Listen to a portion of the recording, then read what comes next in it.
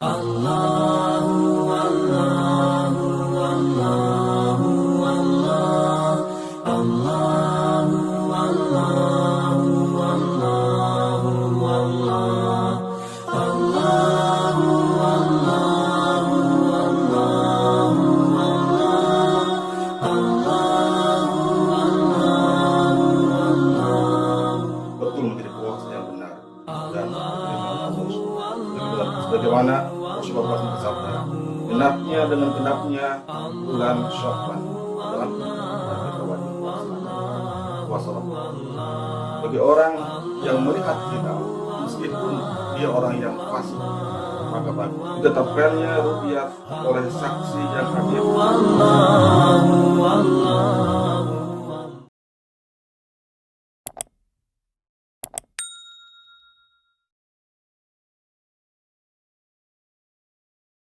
Assalamualaikum warahmatullahi wabarakatuh. Bismillahirrahmanirrahim. Alhamdulillahi rabbil alamin. Allahumma shalli wa sallim ala sayyidina Muhammad wa ala alihi wa sahbihi ajma'in. Amma ba'du. Saudara-saudaraku yang berbahagia, dalam rangka melaksanakan kewajiban kita, yaitu puasa bulan Ramadan, saya ditugaskan untuk menyampaikan materi yang berjudul Fiqhus Syiyam atau fikih yang menjelaskan tentang puasa. Saudaraku, ini memang harus kita kuasai, harus kita pelajari, harus kita pahami dengan benar agar puasa yang kita laksanakan betul-betul menjadi puasa yang benar dan diterima oleh Allah Subhanahu wa Ta'ala. Jangan sampai puasa yang kita laksanakan menjadi puasa yang tidak benar, tidak sah, sehingga ditolak oleh Allah Subhanahu wa Ta'ala. Sebagaimana Rasulullah SAW bersabda, "Kam min shaimin laisa lahu min syiyamihi illa al-ju' wal 'atash." Betapa banyak orang yang berpuasa tapi tidak mendapatkan balasan apapun kecuali hanya mengalami lapar dan haus. Nah, karena itu wajib bagi kita sebelum melaksanakan puasa menguasai dulu apa yang seharusnya kita pahami berkaitan dengan puasa. Saudaraku yang berbahagia, pada kesempatan ini saya akan menyampaikan poin-poin penting atau poin-poin yang berkaitan dengan hukum-hukum tentang puasa. Tentu dengan keterbatasan waktu yang ada ini tidak akan saya jelaskan secara luas, secara panjang lebar, karena akan memakan waktu dan durasi tentunya yang tidak memadai. Saudara yang berbahagia, yang pertama yang berkaitan dengan puasa yang perlu kita ketahui adalah, yang pertama adalah apa sebab yang membuat kita wajib melaksanakan puasa. Di dalam kitab ini dijelaskan ada 5 sebab-sebab yang menjadikan Allah Subhanahu wa Ta'ala mewajibkan kita untuk berpuasa. Dengan salah satu dari 5 hal ini, maka kita wajib melaksanakan puasa Ramadan. Yang pertama adalah genapnya dengan genapnya bulan Sya'ban sebanyak 30 hari. Kalau bulan Sya'ban sudah genap sebanyak 30 hari, maka hari esoknya adalah sudah masuk bulan Ramadan dan kita wajib melaksanakan puasa Ramadan. Kemudian yang kedua yaitu melihat hilal. Bagi orang yang melihat hilal meskipun dia orang yang fasik, maka baginya adalah wajib untuk berpuasa Ramadan. Sedangkan yang tidak melihat hilal, ketika dia tidak percaya kepada orang itu, maka belum wajib untuk melaksanakan. Yang ketiga adalah ditetapkannya ru'yat oleh saksi yang adil bagi orang-orang yang tidak melihat hilal. Untuk kita yang tidak melihat hilal, maka ketika orang yang melihat hilal dinyatakan benar, disaksikan oleh orang yang adil, maka kita yang tidak melihat juga hukumnya wajib untuk melaksanakan puasa Ramadan. Kemudian yang keempat adalah wajib puasa ketika ada berita dari orang-orang yang adil. Misalnya dalam suatu saat bulan Sya'ban belum genap 30 hari, kita juga tidak melihat hilal, dan tidak ada orang yang menyatakan seseorang telah melihat hilal. Akan tetapi ada berita yang disampaikan oleh orang-orang yang adil, maka kita wajib untuk melaksanakan puasa Ramadan. Dan yang terakhir adalah dengan adanya zon atau dugaan berat bahwa bulan Ramadan telah tiba. Tanpa mengetahui genapnya bulan Sya'ban, tanpa melihat hilal, dan tanpa pernyataan saksi bahwa hilal telah terjadi, dan juga tidak menerima berita bahwa Ramadan telah tiba, misalnya karena dia dalam penjara atau terasing di tempat yang jauh dari keramaian, betul-betul dia tidak bisa melihat dan mendengar berita, tetapi dengan dugaan kuat dalam pikirannya, maka dia wajib melaksanakan berpuasa. Ya, jadi seperti yang saya sampaikan bahwa ketika ada orang yang dipenjara, kemudian atau diasingkan di tempat yang jauh dari keramaian, yang tidak ada berita apapun dari khalayak luar, tetapi dia punya dugaan bahwa saat itu sudah sampai bulan Ramadan, maka dia wajib untuk melaksanakan puasa Ramadan. Saudara yang beriman, yang kedua adalah syarat-syarat sahnya puasa. Syarat sahnya puasa itu ada 4. Yang pertama adalah Islam. Berarti orang yang tidak beragama Islam tidak sah puasanya. Yang kedua adalah berakal. Dalam pengertian fungsi akal, yaitu membedakan yang benar dan salah, yang baik dan buruk. Akal di sini bukan berarti akal tabi'i yang merupakan pembawaan sejak lahir. Bukan akal yang melekat pada seorang yang dibawa sejak lahir. Tapi akal di sini adalah akal yang merupakan fungsi. Ketika seseorang bisa membedakan benar dan salah, buruk dan baik, maka dia sah melaksanakan puasa. Yang ketiga adalah berada dalam keadaan suci atau bersih, seperti dari suci dari haid, dari nifas, dan dari melahirkan. Kemudian yang keempat adalah mengetahui waktu bahwa hari itu Allah menerima puasanya. Orang yang berpuasa itu akan sah puasanya manakala dia mengetahui bahwa dia berpuasa pada hari yang Allah terima puasa itu. Dalam arti dia bukan berpuasa pada hari-hari raya dan hari-hari tasyrik. Maka ketika ada orang yang berpuasa, dia mengetahui atau ragu apakah hari ketika puasa itu adalah hari yang dibolehkan berpuasa atau dilarang karena hari raya atau tasyrik, maka puasanya tidak sah. Kemudian berikutnya adalah syarat-syarat wajib puasa.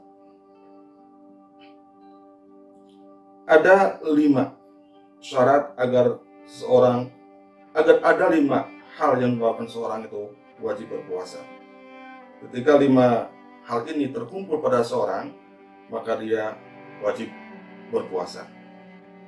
Yang pertama adalah dia beragama Islam atau tidak beragama yang lain, atau dia pernah beragama Islam pada masa lalu.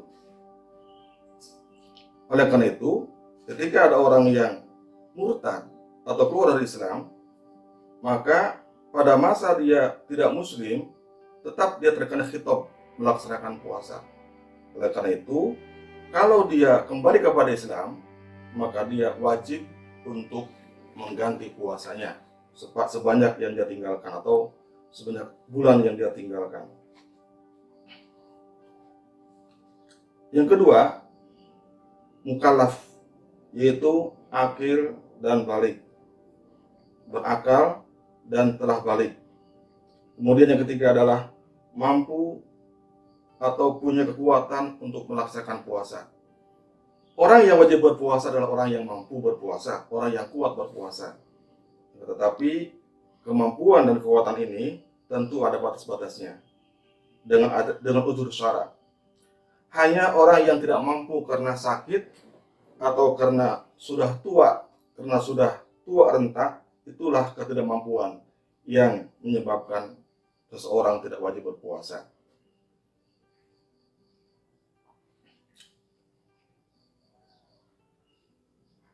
Kemudian yang keempat adalah sehat, dalam keadaan sehat.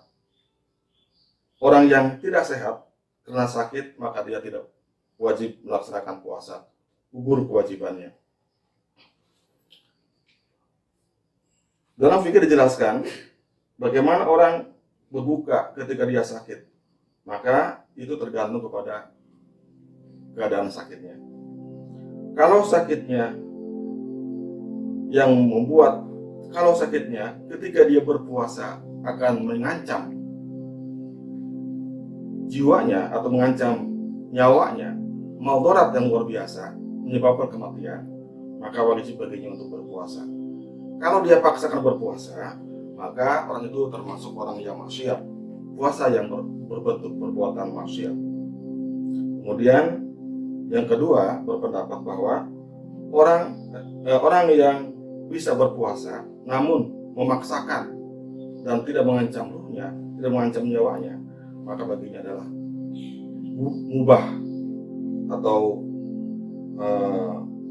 boleh berbuka puasa. Kemudian apa ukuran minimal seseorang itu boleh berbuka puasa? Ada yang berpendapat minimal yang boleh berbuka puasa adalah ketika seorang itu sakitnya yang harus melakukan tayamum dalam bersuci. Jadi ketika ada orang yang sakit dan masih bisa berwudu dengan air, maka dia masih wajib berpuasa.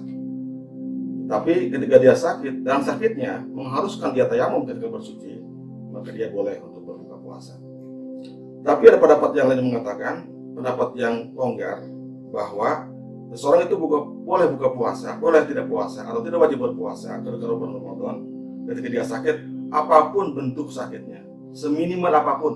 Ketika seseorang itu merasa sakit dan boleh orang mengatakan dia sakit, betapapun minimalnya, maka dia itu boleh berbuka puasa atau tidak wajib baginya berpuasa pada saat itu. Kemudian yang kelima adalah dia dalam keadaan musafir atau di perjalanan. Dia tidak dalam keadaan musafir atau dalam keadaan mukim. Orang yang wajib berpuasa adalah orang yang dalam keadaan tinggal atau mukim di tempat tinggalnya.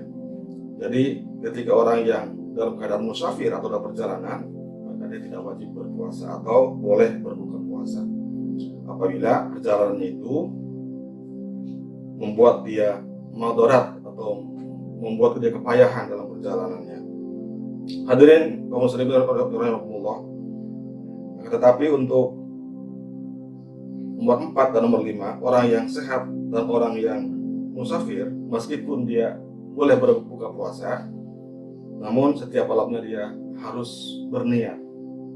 Setiap malam dia berniat bahwa besok akan berpuasa. Nah, ketika siangnya merasakan harus buka puasa, dia boleh buka puasa.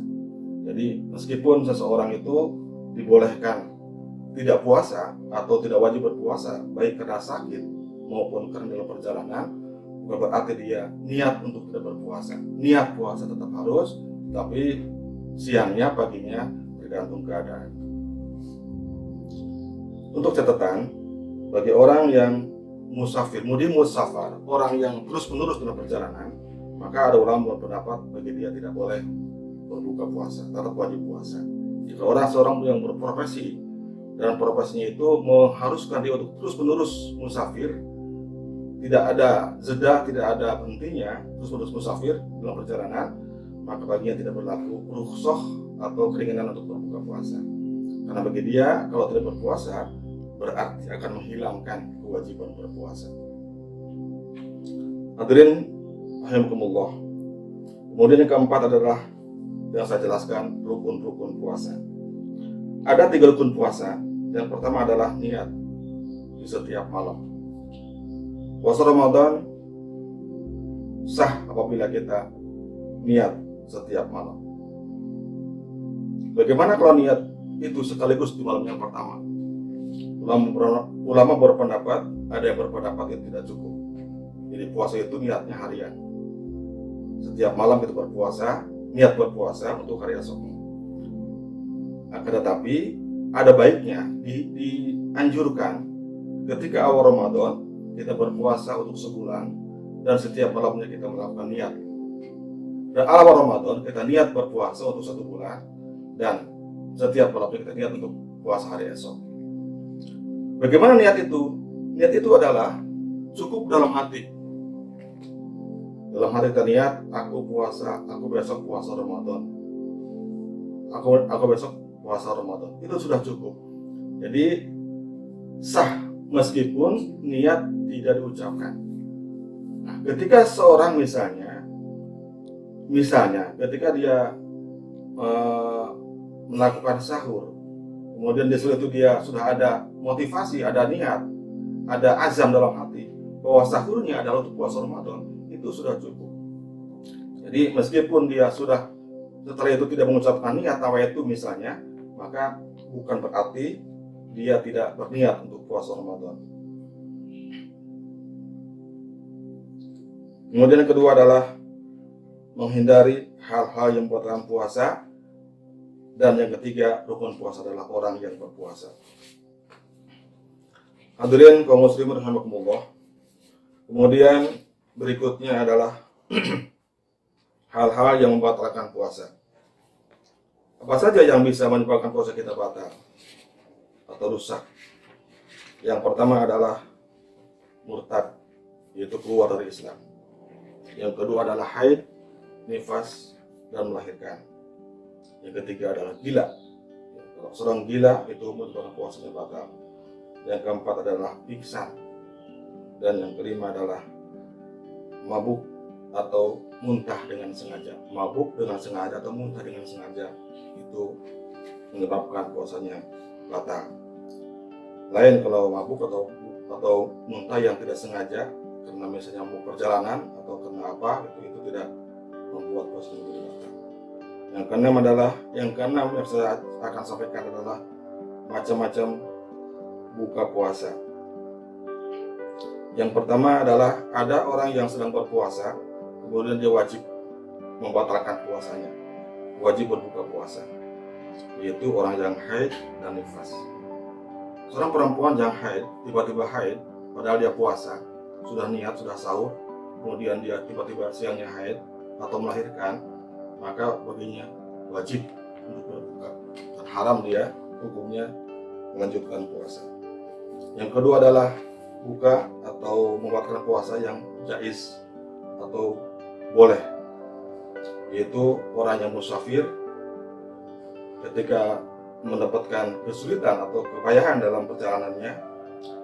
Kemudian yang kedua adalah orang yang sakit, yang tidak dijelaskan, bagi dia adalah mubah atau boleh, jaiz untuk membatalkan puasanya. Yang ketiga adalah tidak wajib dan tidak jaiz. Ada orang yang buka puasa tapi tidak terkena hukum wajib maupun hukum jaiz atau boleh. Tidak wajib, tidak boleh. Tidak wajib, tidak mubah dia berbuka puasa. Itu orang yang tiba-tiba gila. Orang yang sehat, kemudian ketika dia berpuasa tiba-tiba dia menjadi gila. Bagi dia itu otomatis puasanya batal, tapi tidak terkena hukum wajib buka dan juga tidak terkena hukum mubah atau jaiz untuk berbuka. Kemudian yang keempat adalah haram. Ada orang yang haram berbuka puasa Ramadan, yaitu bagi orang yang mengakhirkan qada puasa Ramadan dan waktu sudah mepet, sudah hampir sampai bulan Ramadan berikutnya. Orang yang mengqada puasa Ramadan dalam waktu yang mepet, yang sempit, sudah sampai dan berikutnya, ketika dia puasa qada itu, maka dia haram membatalkan puasanya. Lalu berikutnya adalah derajat akibat buka puasa. Apabila orang yang membatalkan puasa atau berbuka puasa di bulan Ramadan sebelum waktunya, maka ada 4 hukum baginya. Yang pertama adalah ada orang yang wajib qada dan wajib fidyah. Apabila ada orang yang berbuka puasa dan dia wajib mengqada dan wajib membayar fidyah. Yang pertama adalah termasuk ini adalah orang yang membatalkan puasanya karena takut pihak lain atau karena takut yang tidak termasuk dirinya. Misalnya orang yang hamil, dia tidak puasa dan khawatir akan bayinya. Orang yang menyusui dan membatalkan puasa karena khawatir akan kesehatan bayinya, maka baginya boleh berbuka puasa, tapi nanti bagi dia wajib qada dan plus membayar fidyah, yaitu 1 hari fidyahnya 1 hari untuk makan orang miskin atau 1 hari sekeliter. Lain kalau orang yang hamil, dia buka puasa, yang dikhawatirkan adalah dirinya, bukan bayinya. Atau orang yang menyusui, yang dikhawatirkan dirinya, yang nggak mampu, bukan anaknya, maka baginya hanya wajib mengqada puasanya, tidak wajib membayar fidyah. Kemudian yang kedua adalah orang yang hanya wajib mengqada, yaitu seperti ini.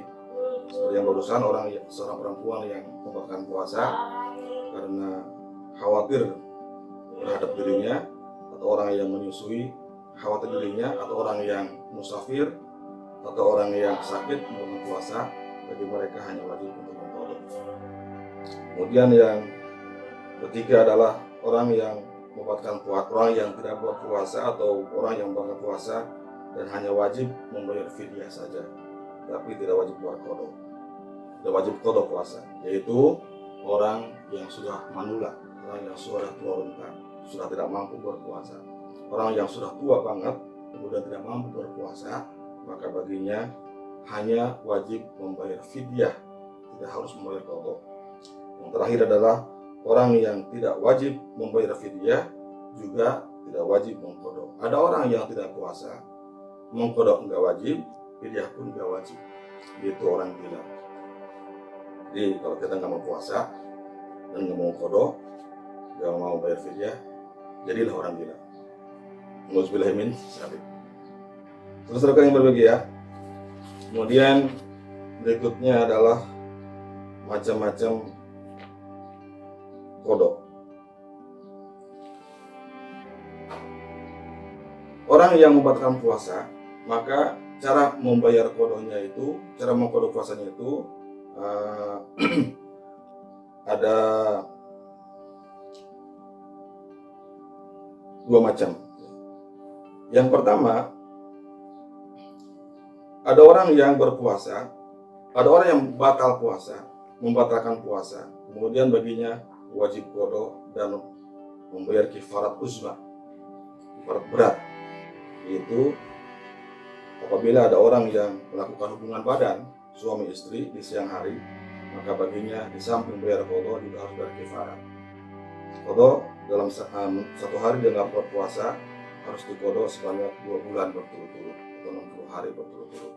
Kalau tidak mampu, dia memerdekakan hamba sahaya, dan kalau tidak mampu, dia harus memberi makan 60 orang miskin.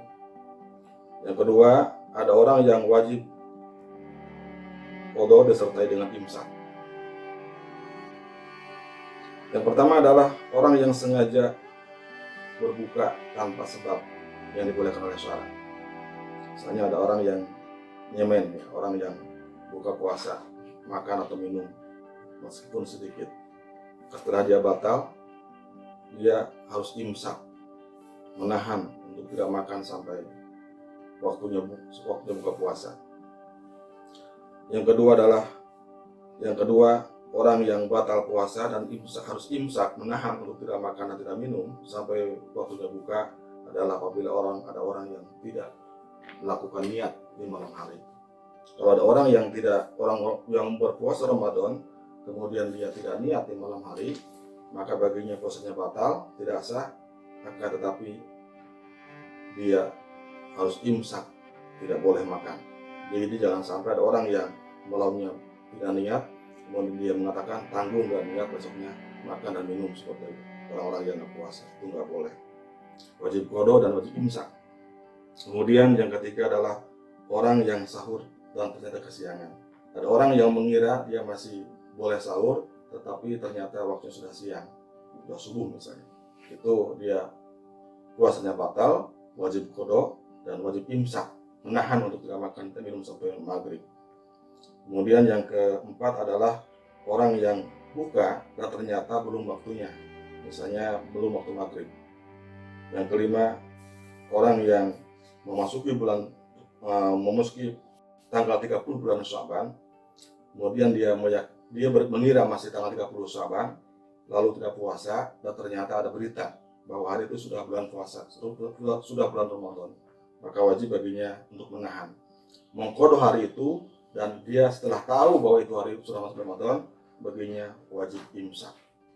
Misalnya kalau hari ini tanggal 30, kita nggak puasa, ternyata ada berita bahwa hari ini sudah masuk bulan Ramadan, maka kita hari ini harus mengqada puasa kita hari ini, dan kita imsak sampai maghrib, tidak makan, tidak minum. Yang keenam adalah terlanjurnya air atau sesuatu ke dalam mulut kita. Terlanjur masuknya air ke mulut kita, ke tenggorokan kita, karena kumur-kumur atau menghirup air ketika wudhu. Nah, orang yang misalnya gosok gigi atau misalnya wudhu ketika berkumur-kumur, karena terlalu kerasnya dia berkumur-kumur, tapi kemudian airnya masuk ke tenggorokannya atau ke perutnya, maka puasanya batal, tetapi dia harus imsak sampai maghrib. Jadi wajib qada dan imsak sampai maghrib. Dan yang terakhir adalah, kesempatan ini yang saya sampaikan adalah perkara yang masuk ke mulut atau ke perut tetapi tidak membatalkan puasa. Hal-hal yang terlanjur masuk ke perut tetapi tidak membatalkan puasa. Yang pertama adalah ada 7 macam kalau masuk ke perut tapi tidak menyebabkan puasa itu menjadi batal. Yang pertama adalah makan dan minum karena lupa. Kalau kita puasa, lalu makan sebelum minum dan minum. Yang kedua adalah tidak tahu bahwa itu membatalkan puasa. Misalnya ini, kalau zaman dulu kan ada orang yang perempuan itu menjahit menggunakan jarum tangan dan benang. Nah, misalnya ketika dia memasukkan jarum tanpa alat, itu kan jirat supaya keras. Ketika dia jirat pertama, itu tidak membuat apa-apa, tidak membatalkan puasa. Tetapi kalau dia mengulang menjirat kembali benang itu dan tertelan dari yang kedua kali itu, maka itu batal puasanya. Itu membatalkan puasa. Nah, kalau dia nggak tahu, itu tidak menyebabkan batal atau menyebabkan rusak puasanya. Kemudian yang ketiga adalah makan atau minum dipaksa oleh pihak lain.